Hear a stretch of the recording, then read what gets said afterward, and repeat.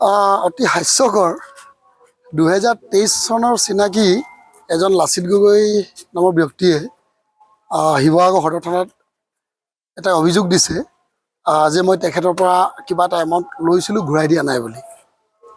23 চনৰ পৰা তেখেতে চিনাকি আৰু 24 চনত মই তেখেতৰ পৰা লৈছিলোঁ বুলি তেখেতে অভিযোগ দিছে। কিন্তু হাস্যকৰ এইটো যে 24 চনৰ পৰা আজিলৈকে তেখেতে মোৰ লগত এদিনো টেলিফোনিক যোগাযোগ কৰা নাই, ময়ো তেখেতৰ লগত যোগাযোগ কৰা নাই। এইটো কল ডিটেইলছে ক'ব যে তেখেতে কোনোদিন মোলৈ যদি মই তেখেতৰ পৰা পইচা লৈছিলোঁ যে মোক বিচাৰি তেখেতে নিশ্চয় এদিন ফোন কৰিলেহেঁতেন, কাৰণ তেখেতে যিমান লাখ টকাৰ কথা কৈ আছে 10 লাখ 20 লাখ যিমানেই লাখ নহওক কিয় তেওঁ সাধাৰণ মানুহে টকা 2000 পাবলগীয়া থাকিলেও কিন্তু কাৰোবাক আমি নিশ্চয় ফোন কৰোঁ যে মোৰ পইচাটো দিব লাগে, মোৰ প্ৰয়োজন আছে। কিন্তু তেখেতে আজিলৈকে ফোন এদিনো কৰা নাই আৰু ময়ো লগত তেখেতৰ কোনোদিন ফিজিকেলিও যোগাযোগ হোৱা নাই। এই কথা তেখেতে মোক ষ্টেটমেণ্ট দিবৰ কাৰণে যিহেতু এখন কাগজ দি থানাৰ পৰা মাতিছিলে, মই তাতে এই কথাখিনি কৈছোঁ আৰু তেখেতে একচেপ্ট কৰিছে, মানি লৈছে লাচিত গগৈয়ে যে হয় মই যোগাযোগ তেখেতৰ লগত কৰা নাই আৰু ময়ো তেখেতৰ লগত যোগাযোগ কৰা নাই বুলি তেখেতে একচেপ্ট কৰিছে আৰু কৈছে যে ভয় বাকৰি দিয়াৰ কথা কৈছে।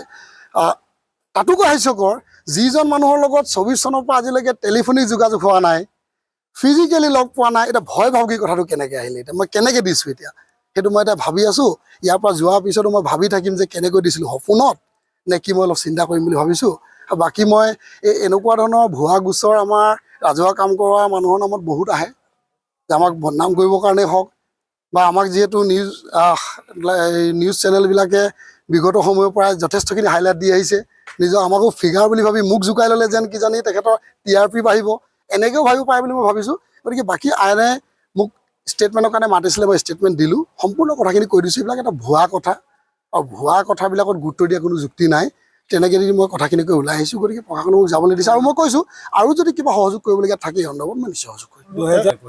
হয়, এখেতে লাজ পাব লাগে একচুৱেলি যে এখন অধিবক্তাৰ পৰা এখন মোক কাগজ দিছিলে, সেই কাগজখনত লিখা আছিলে যে কিবা এটা লেনদেন আপোনালোকৰ আছে আৰু আপোনালোকে ইমান দিনৰ ভিতৰত যদি কথাখিনি ক্লিয়াৰ কৰি নলয় আমি আইনী প্ৰক্ৰিয়াত আগবাঢ়িম। কিন্তু কাগজখন দিয়া কিন্তু প্ৰায় মই জনাত 6 মাহমান ওপৰত হৈ গ'ল আৰু কাগজত আপোনালোকে জানে উকিল নটিচত সদায় লিখা থাকে যে 15 দিনৰ ভিতৰত বা 30 দিনৰ ভিতৰত যদি আপোনালোকে ইয়াৰ ওপৰত প্ৰত্যুত্তৰ নিদিয়ে বা ফুলফিল নকৰে তেন্তে আমি আইনী প্ৰক্ৰিয়াত যাম। তো প্ৰথম কথাটো হৈ গ'ল তেখেতে 6 মাহ পাৰ হোৱাৰ পিছত আজি থানাত যাবৰ কাৰণে সাৰ পাইছে, 1 নম্বৰ কথা। আৰু 2 নম্বৰ কথা, এজন অধিবক্তাৰ পৰা সন্মানীয় এজন অধিবক্তা, কাৰণ অধিবক্তাক আমি সকলোৱে সন্মান কৰোঁ, third pillar of the democracy, তেখেতৰ পৰা এখন কাগজ পোৱাৰ পাছত মই সুদূত্তৰ যদি প্ৰকৃত তেনেকুৱা ঘটনাৰ লগত জড়িত থাকিলোহেঁতেন মই নিশ্চয় দিলোঁ হ'লে। যিহেতু মই তেনেকুৱা কোনো বিষয়ৰ লগত জড়িতই নহয়, এখন ভুৱা এটা মেছেজ তেখেতে মোলৈ কোনোবা চিনাকি অধিবক্তাই হওক বা কাৰোবাৰ থ্ৰুদি মোলৈ পঠাইছে, গতিকে মই তাৰ উত্তৰ দিয়াটো কোনো বিশেষ গুৰুত্ব নিদিলোঁ আৰু মই দিব লাগে বুলিও প্ৰয়োজনবোধ নকৰিলোঁ, গতিকে মই নিদিলোঁ। আৰু নিদিয়াৰ পিছত কিন্তু তেখেতে আজি দেখিছোঁ যে এই 6 মাহ 7 মাহ, মই পাহৰিছোঁ ডেটটো, 6 মাহ 7 মাহ পিছত সাৰ পাইছে।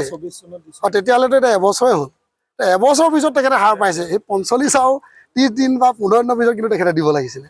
এই কথাবিলাক হাস্যকৰ। এটা স্পষ্টভাৱে এইখিনি আপোনালোকে, মইতো মোৰ কথাখিনিত ভাষ্য কমেই, তাৰপিছতো আপোনালোকে প্ৰয়োজন সাপেক্ষে আৰক্ষী প্ৰশাসনৰ পৰাও ভাষ্য ল'ব পাৰিব, কাৰণ মোৰ কথাখিনি সামঞ্জস্য থাকিব লাগিব।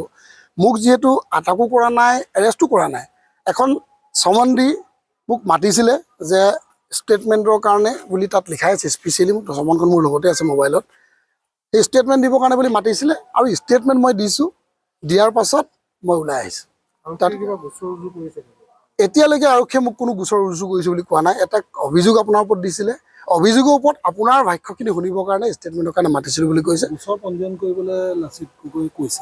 সেইটো মই নাজানো, কাৰণ তেখেতে পঞ্জীয়ন কৰিবলৈ কৈছে নে পৰৱৰ্তী পৰ্যায়ত কেনেকৈ কি আগবাঢ়ি গৈছে মই এইটো নাজানো, যিহেতু তেখেতৰ বিচাৰ্য বিষয়। আৰু কোনোবাই ক'লেই কিবা কৰিব বুলি তেনেকুৱা আৰক্ষী প্ৰশাসনে বা অসম চৰকাৰৰ এই গৃহ বিভাগটোৱে তেনেকুৱা কাম কৰিবলৈ আমি নাভাবোঁ, কাৰণ তেখেতে ক'লে প্ৰকৃত বাচ বিচাৰ নকৰাকৈ বিষয়বস্তুবিলাক আগবাঢ়িবলৈ আমি নাভাবোঁ। আৰু যদি গোচৰ পঞ্জীয়নো কৰে বা তেখেতে যদি অন্যান্য প্ৰচিডিউৰত আগবাঢ়িখিনি পৰৱৰ্তী পৰ্যায়ত মোক জনাব, বা মই যেতিয়া তেনেকৈ আকৌ পুনৰ নিমন্ত্ৰণ পাম বা মোক যেতিয়া অৱগত কৰিব মই নিশ্চয় সহযোগ কৰিম। যদি তেনেকুৱা কোনোবাই কৰিম বুলি ভাবিছে বা যদি কৰিছে বুলি আপোনালোকেই হওক বা ৰাইজে যদি ভাবে, তেন্তে মই নিজকে নিজে ধন্য মানিছোঁ। কাৰণ আটাচুৰ আজি প্ৰেক্ষাপটত মই সভাপতি হৈ মোৰলৈ কোনোবাই ভয় খাইছে নেকি, যে মোৰ উত্থানক লৈ কোনোবাই ভয় খাইছে নেকি, জনগোষ্ঠীটোৰ মাজত মোৰ বাহুল্য হোৱাৰ বাবে মই কাম বেছি কৰাৰ কাৰণে কোনোবাই ভয় খাইছে নেকি বুলি ভাবিব লাগিব। মইতো তেনেকুৱা ভবা নাই যে কোনোবাই তেনেকুৱা এটা কাম কৰিব বুলি, কাৰণ আটাচুৰ নাই, তেনেকুৱা মই ভবাই নাই আচলতে। মই কোনোবা আটাচুৰ কোনোবা গোটেই কৰিবলৈ হোৱা নাই, কাৰণ আটাচুৰ দুটা ফৈদ বুলি ৰাইজৰ মাজত সকলোৱে জানেই, কিন্তু দুইটা ফৈদে জাতিটোৰ কাৰণে কাম কৰি আছে আৰু এদিন নহয় এদিন জাতিটোৰ উন্নয়নৰ কাৰণে একত্ৰিত হ'বই লাগিব, হ'বই। গতিকে তাত কোনোবাই ইজনে এজনক বিৰোধিতা কৰিব পাৰে বা কৰিবৰ কাৰণে কোনোবাই প্লেনিং কৰিব পাৰে বুলি আমাৰ মনে নধৰে। যদি কোনোবাই ভাবিছে কিন্তু তেতিয়া মই ভাল পাইছোঁ, কাৰণ মই তেতিয়া ভাবিব লাগিব যে মোক লৈ কোনোবাই আচলতে কিবা বিষয়ক লৈ ভিত্তি প্ৰদৰ্শন হ'ব বুলি বা ভয় খাব বা উত্থানক দেখি কোনোবাই ভয় খাইছে নেকি এনেকৈ ভাবিব লাগিব। গতিকে তাৰ কাৰণে মই কৃতজ্ঞতা স্বীকাৰ কৰিছোঁ যে যিসকলে যদি কোনোবাই ভাবিছে। মই একো আগ নাবাঢ়োঁ। এতিয়া মই স্পষ্টভাৱে কৈ যাওঁ আপোনালোকৰ আগত যে ৰাইজৰ জ্ঞাততে কৈ যাওঁ, মই আইনীভাৱে একো আগ নাবাঢ়োঁ। ইয়াত শিৱসাগৰ আৰক্ষী প্ৰশাসনে মোক যেনেদৰে মোৰ পৰা সহযোগিতা বিচাৰিব সেই সহযোগিতা মই আগবাঢ়িম, কাৰণ মই আগবাঢ়িবলগীয়া বিশেষ মই এনেকুৱা এটা ভুৱা গোচৰ লৈ যদি আগবাঢ়িবলৈ হয় অনাগত দিনত আৰু কোনোবাই গোচৰ দিব, মই আকৌ আগবাঢ়ি গৈ থাকিব লাগিব। ৰাইজৰ কাম কেতিয়া কৰিম যদি মই কোৰ্টৰ পিছতে দৌৰি থাকোঁ। তেওঁ আৰক্ষীৰ ওচৰত বহুতো মিছা মাতিছে। আমি এভিডেঞ্চ উইটনেছ ডকুমেণ্ট সহকাৰে আমি প্ৰশাসনক দিছোঁ। সেই ক্ষেত্ৰত আইনে সু ব্যৱস্থা ল'ব বুলি মোৰ আশাবাদী। সেই ক্ষেত্ৰত আজি এই কেছটো ৰেজিষ্টাৰ কৰিবলৈ তেওঁৰ ওপৰত দিয়া হৈছে। মই গৈছিলোঁ, কিন্তু তেওঁ সকলো মিছা মাতিছে, বহুত মিছা। তেওঁ ইমান মিছা ক'ব বুলি ভবা নাছিলে, এনেকুৱা এজন ব্যক্তি ইমান মিছা মাতিছে। সেই ক্ষেত্ৰত এতিয়া আইনে এই কেছটো ৰেজিষ্টাৰ কৰিবৰ কাৰণে দিয়া হ'ল। এতিয়া আইনৰ ফালৰ পৰা ব্যৱস্থা ল'ব। মিলন বৰগোহাঁই। মিউচুৱেলত নাই, এতিয়া আপোনালোকক এজাহাৰখন মই দি দিয়াও হৈছে। আপোনালোকে এজাহাৰখনৰ মতে তেওঁ আৰু বহুতো ভাবুকিও দিয়া হৈছিলে বেলেগ বেলেগ মানুহক দি, সেই ক্ষেত্ৰতো দিয়া হৈছে। কিন্তু আৰু বহুতো মিছা মাতিছে। এনেকুৱা এজন ব্যক্তি মানে সমাজৰ কোনো যোগ্য বা সমাজৰ আগত যি ধৰণে কথা পাতে তেনেকুৱা কথা নহয়, ইমান মিছা কওঁ বুলি ভবা নাছিলোঁ। আৰক্ষীৰ ফালৰ পৰা যিখিনি ডকুমেণ্টছ তেওঁ এভিডেঞ্চ উইটনেছ লাগে তেওঁলোকে আমাৰ পৰা সংগ্ৰহ কৰিছে, আৰু যিখিনি পাৰোঁ মই দি আহিছোঁ, আৰু কালি পৰহিৰ ভিতৰত যিমানখিনি পাৰোঁ দি যাম। এতিয়া যিহেতু আপুনি এজাহাৰ দিছিলে, ফাইনেল আপোনাক কি বুলি ক'লে? মই ফাইনেল ছাৰৰ হাতৰ ফালৰ পৰা কৈছে যে যেতিয়া নেকি কেছটো মীমাংসা নহয়, ছাৰহঁতৰ একো মানে আইনৰ ফালৰ পৰা যিখিনি সহায় লাগে সকলো সহায় মানে কৰিছে আইনৰ ফালৰ পৰা। কেছ ৰেজিষ্টাৰ কৰিব দিছোঁ। নাম্বাৰ পোৱা নাই, আপোনালোকক এজাহাৰ কপিটো আপোনালোকক দি দিয়া হৈছে।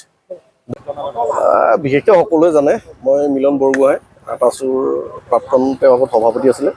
তেওঁ মোৰ পৰা ধাৰত পইচা লৈছিলে, বহুত দিন খুজিলে তেওঁ মানে পইচাটো দিব নিবিচাৰে। তেতিয়া নেকি পইচাটো খোজা ভালদৰে বহুতবাৰ খোজা হৈছিলে, কিন্তু তেওঁ মানে মৃত্যু ভাবুকি তেওঁৰ লগত বহুত সংগঠনৰ ল'ৰা আছে, বেলেগ বেলেগ ধৰণৰ মানুহ আছে, যে তেওঁ মোক মৰাৰ কথাহে চিন্তা কৰে, কিন্তু সেই কথা নহয়। সেইকাৰণে বিশেষ বহুত কথা চিন্তা কৰি এবাৰ আইনত জনাইছোঁ যে তেওঁ এনেকুৱা যাতে বহুতো লোকৰ আমাৰ নিচিনা আমি ধৰক ব্যৱসায় কৰা ল'ৰা, আমি সমাজৰ হকে কাম কৰোঁ, আমাৰ পইচাটো যাতে যিটো প্ৰাপ্য দিছোঁ তেওঁ ঘূৰাই দিলে ভাল হয়। এই ক্ষেত্ৰত মই 15.5 লাখ টকা দিছিলোঁ তেওঁক। তেওঁ 1.5 লাখ, মিলন বৰগোহাঁই 1.5 লাখ টকা তেওঁ মোক ঘূৰাই দিলে, আৰু বাকী দিবলৈ আছে। আইনত দিছোঁ, আইনে সহায় কৰিছে, আৰু আইনক ধন্যবাদ জনাইছোঁ। ভয় ভাবুকিটো তেওঁতো বহুতৰ আগত দিয়ে থাকে, কিন্তু মুখামুখি তেওঁ মোক দিয়া নাই, বহুতৰ আগত বিভিন্ন ধৰণে তেওঁ মোক দিছে। 14 লাখ টকা পাবলৈ আছে, 14 লাখ টকা পাব আছে। মিলন বৰগোহাঁই প্ৰাক্তন আটাচুৰ সভাপতি আছিলে। মই ধাৰত ব্যৱসায় সূত্ৰে ধাৰত লৈছিলোঁ। লাচিত গগৈ। হয়, মই থানাৰ পৰা আহোঁ। ধাৰত তেওঁ ব্যৱসায় সূত্ৰে ধাৰত লৈছিলে। 2023 চনত লৈছিলে। প্ৰেৰণ কৰিছিলোঁ। আইনৰ ফালৰ কোৰ্টৰ ফালৰ পৰা নটিচ দিয়া হৈছিলে। তেওঁ ডকুমেণ্টছ আছে, সকলো আছে। মই নাজানো সেইটো, এতিয়া মই থানাত আইনৰ সহায় লৈছোঁ। আইনৰ নিশ্চয় মানে আইনে ভাল